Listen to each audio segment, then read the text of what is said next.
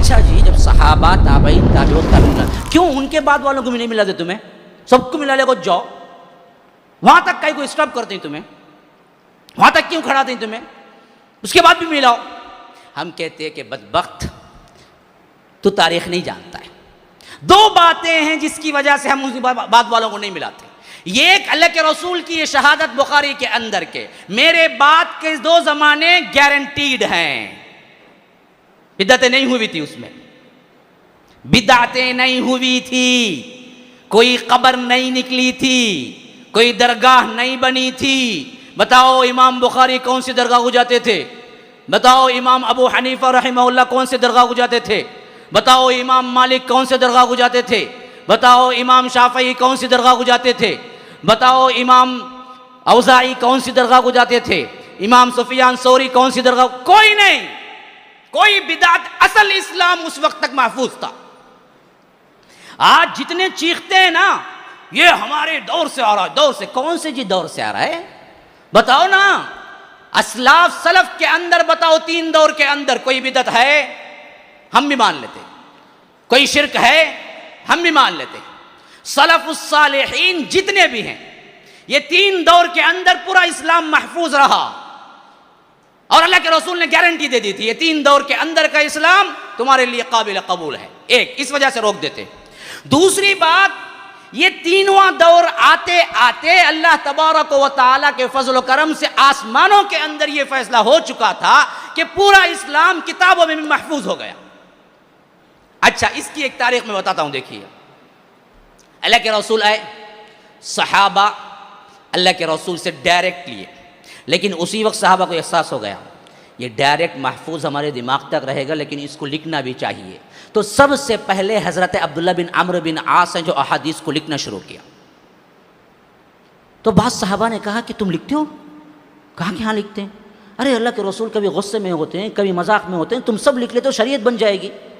तो वो रुक गए और सीधे अल्लाह के रसूल के पास आए और कहा कि अल्लाह के रसूल, मैं आपकी बातें लिखता हूँ, लेकिन बाद साहबा कहते हैं कि आप गुस्से में भी होते हैं, आप खुशी में भी होते हैं, हर बात लिख लेता हूँ।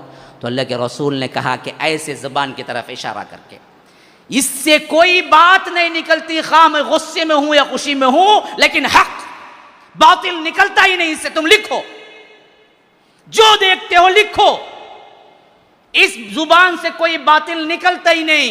वमा यंतिकु अनिल हवा, वो अपनी ख्वाहिश से बोलता ही नहीं। हवा कहते हैं ख्वाहिश को। अल्लाह सूरह नजम के अंदर अल्लाह के रसूल के औसाफ बयान कर दिया, वमा यंतिकु अनिल हवा, वो अपने ख्वाहिश से बोलते ही नहीं। इन हुवा इल्ला वह्युन यूहा, जो कुछ भी बोलते हैं वो वही बोलते हैं। तो अब्दुल्ला बिन अम्र बिन आस लिखना शुरू कर दिया। और इसी तरह जब कुरान उतरता गया, अल्लाह के रसूल पहले बुलाते थे कातिबीन वही को। हजरत माविया भी उसमें से एक हैं, हजरत अबू बकर सिद्दीक कातिब वही हैं, हजरत उमर कातिब वही हैं, हजरत उस्मान कातिब वही हैं, हजरत अली कातिब वही हैं। फौरन बुलाते थे, कहते ये आयतें उतरी है, लिखो। उस वक्त कागज नहीं था, 3 चीजें थी जिस पर लिखा गया कुरान। एक थी चमड़ा, चमड़े के टुकड़े, उस पर लिखते थे। दूसरी थी किसी जानवर की नरम नरम बड़ी बड़ी हड्डियां, जैसे ऊंट हो, गाय हो, उसकी हड्डी देखिए तकरीबन क्या है, 2-3 आयत आराम से लिख सकते हैं। वो उस जमाने में इस्तेमाल होते थे लिखने के लिए, तो उस पर। तीसरा था बारीक से पथरीले चट्टान। पहाड़ों के अंदर कभी कभी क्या है, लंबे लंबे चट्टान छोटे छोटे बारीक से तराशे हुए निकल जाते हैं, तो ये लिखने के लिए इस्तेमाल होता था। और अल्लाह के रसूल ने क्या किया, इसको जैसे जैसे जो जो जिन जिन के पास बोले वो उन्होंने के पास ही रह गया। लेकिन जब आखिरी साल अल्लाह के रसूल ने हजरत जिब्राइल से 2 मरतबा दौरा किया, तो उस वक्त अल्लाह के रसूल को मालूम हो गया कि अगले रमज़ान तक मैं नहीं रहूँगा, क्योंकि इस रमज़ान का अगले रमज़ान का दोनों का क्या है, इसी वक्त क्या है, तिलावत हो गई। तो अल्लाह के रसूल ने कातिबीन वही में से ज़ैद इब्न साबित को, अब्दुल्लाह इब्न मसूद जैसी शख्सियतों को बुला के पूरी तरतीब रख दी। पहला सूरा तो सूरह अलक है, दूसरा तो मुज़्ज़मिल है, तीसरा कोई और है, 5वां फातिहा है। लेकिन अल्लाह के रसूल ने क्या किया, पहले फातिहा रखो, फिर बकरा रखो, फिर आल इमरान रखो, फिर निसा रखो, फिर मायदा रखो, फिर अनआम रखो, फिर आराफ रखो, यूं तरतीब बताई। और उसी तरह आयत तक बताई, ये आयत के बाद ये आयत रखो, ये आयत के बाद ये आयत रखो, ये आयत के बाद ये आयत रखो। इसी वजह से हर एक सूरे पे बिस्मिल्लाह आपको मिलता है, लेकिन सूरह तौबा में नहीं मिलेगा। जाओ जाके उठा के देखो, मुसहफ में नहीं है। क्यों? अल्लाह के रसूल ने वहां नहीं लिखा, नहीं कहा, वही कातिबी ने वही को नहीं कहा वहां लिखो, नहीं लिखे। सिवाय तौबा के हर सूरत में बिस्मिल्लाह लिखा हुआ है, तौबा पे नहीं है। क्यों नहीं है? 9वां सूरा तौबा, जाओ जाके देख लो। अल्लाह के रसूल ने नहीं कहा, तो अल्लाह के रसूल ने भी उसी वक्त से लिखना किताबी शक्ल में बनाना, लेकिन 10% हिस्सा किताब में लिखा हुआ था मजमूई इस्लाम का, 90% हिस्सा दिलों के अंदर महफूज था। अच्छा, अल्लाह के रसूल के बाद सहाबा बैठे मुस्नद पर, सहाबा उस्ताद बने, तो उनके पास जो बड़े बड़े सहाबा, अबू हुरैरा जैसी शख्सियत, इब्ने मसऊद जैसी शख्सियत, ज़ैद इब्न साबित जैसी शख्सियत, अम्मा आयशा जैसी शख्सियत और हज़रत उम्मे सलमा जैसी शख्सियत, इनके बड़े बड़े इदारे खुल गए, गोया के तालिबीन आते थे और इल्म हासिल करते थे। अब ये पूरे ताबईन कहलाए, और ये ताबईन का दौर तकरीबन अल्लाह के रसूल के एक दिन बाद ही शुरू हो गया है। नहीं कोई आया अल्लाह के रसूल को देखने के लिए और अल्लाह के रसूल की वफात हो चुकी थी, अभी दफना के एक दिन ही हुआ था, तो वो कौन था? ताबई था, क्योंकि रसूल को तो देखने का इत्तेफाक नहीं हुआ। और इसमें बड़े ताबई जो सय्यदुत ताबईन कहलाते हैं वो हैं सईद इब्नुल मुसय्यिब, हजरत अबू हुरैरा के दामाद हैं, अपनी बेटी अबू हुरैरा उनको दिए थे, सईद इब्नुल मुसय्यिब। और पैदा कब हुए?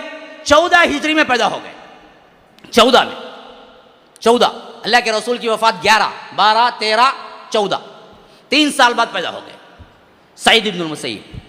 और इनको अम्मा उम्मे सलमा, हाँ, उन्होंने दूध पिलाया। अल्लाहु अकबर। सईद इब्नुल मुसय्यिब को अम्मा उम्मे सलमा ने दूध पिलाया, और उन्होंने पला बड़ा ही उम्महातुल मोमिनीन और बड़े बड़े किबार सहाबा के साथ। तो पूरे उलूम का मनबा बन के उठे, जब उठे हर फतवा बड़े बड़े सहाबा खुद रेफर करते थे, जाओ सईद इब्नुल मुसय्यिब से पूछो, सईद इब्नुल मुसय्यिब से पूछो। तो अब ये बातें जब मशहूर हुई तो इनसे पढ़ने के लिए फिर आए लोग दूसरे। अब ये जमाना जब दूसरा आया ना, यही वो दौर था जिसमें हमारे सब इमाम बने, सब इमाम जो भी आज हमारे तफरीक़े हैं ना, वो भी 1 मिनट में समझ लीजिए कैसे तफरीक़े हुए। इमाम अबू हनीफा पैदा हुए 80 में रहमहुल्लाह, इमाम अबू हनीफा का पैदा हुए 80 हिजरी में, हैं। इमाम मालिक पैदा हुए 93, 9 पर 3 हिजरी में, इमाम मालिक। इमाम शाफ़ई पैदा हुए 150 हिजरी में, इमाम शाफ़ई पैदा हुए। और इमाम अहमद इब्न हम्बल पैदा हुए 160 पर 7 या 160 पर 8। बस 4 इमाम हैं हमारे, जो हम मुक़ल्लिद बन के क्या चीखते हैं, हनफी शाफ़ी। हालांकि कोई इमाम नहीं बोला कि मेरे पीछे आओ, सब इमाम यही कोशिश में लगे रहे कि असल चीज अब तक पहुंचा दे। लेकिन आगे चल के क्या हुआ, लोग उन्हीं को तकलीद का जरिया बना लिए। अच्छा, वो वाक़या अलग है, मैं कभी इंशाल्लाह तफसील से जिक्र करूंगा। हो गया क्या? अब ये पहले उम्मत के गुरोह में आ गया। अब इनके शागिर्द जो बने आगे चल के, इमाम अबू हनीफा रहमतुल्लाहि अलैहि के शागिर्दों में 2 हैं, इमाम मोहम्मद और इमाम ज़ुफ़र। और इनके शागिर्दों में अब्दुल्ला इब्न मुबारक वगैरह हैं, और इनके शागिर्दों में इमाम अहमद जैसे हैं। इमाम अहमद के शागिर्द इमाम बुखारी हैं। फुक़हा के साथ मुहद्दिसीन कैसे मिल गए देखो। इमाम अबू हनीफा 80 में पैदा हुए, 150 में इंतकाल किया। जिस साल इंतकाल किया उसी साल इमाम शाफ़ई पैदा हो गए। इमाम शाफ़ई ने जब अपने इल्म के उरूज पे थे, इमाम अहमद इब्न हम्बल 160 पर 8 में, 18 साल का डिफरेंट था, तो ये आके इमाम शाफ़ई के पास पढ़ने लगे। इमाम शाफ़ई के पास पढ़ के जब इमाम अहमद इब्न हम्बल बहुत बड़े आलिम बने, उस वक्त इमाम बुखारी आके पढ़ने लगे। इमाम बुखारी के सन विलादत 194। इमाम बुखारी जिस तरह चारों इमामों में पहले इमाम अबू हनीफा 80 में है, उसी तरह तमाम अइम्मा हदीस में सबसे पहले इमाम बुखारी हैं, जो 194 में पैदा हुए। अब 194 था, 194 था, 214 कितना अरसा हुआ? 194 4 साल, 14 के 14 साल, 4 और 14 18 साल, 18 साल का यह अरसा है जिसमें तमाम मुहद्दिसीन पैदा हो गए। बुखारी, मुस्लिम, अबू दाऊद, तिरमिजी, नसई, इब्ने माजा, सब पैदा हो गए, सब पैदा हो गए। 214 पूरे मुहद्दिसीन पैदा हो गए। तो 214 के बाद से 30 साल मिला लीजिए, उस हद तक 214 टू 250, 50 के अंदर अंदर तमाम मुहद्दिसीन अपनी अपनी किताबें लिखना शुरू कर दिए। और 300 हिजरी के अंदर अंदर बुखारी तैयार, मुस्लिम तैयार, अबू दाऊद तैयार, नसई तैयार, इब्ने माजा तैयार, मुस्नद अहमद तैयार, मुअत्ता इमाम मालिक तैयार, सब हदीसों की किताबें तैयार हो चुकी थी।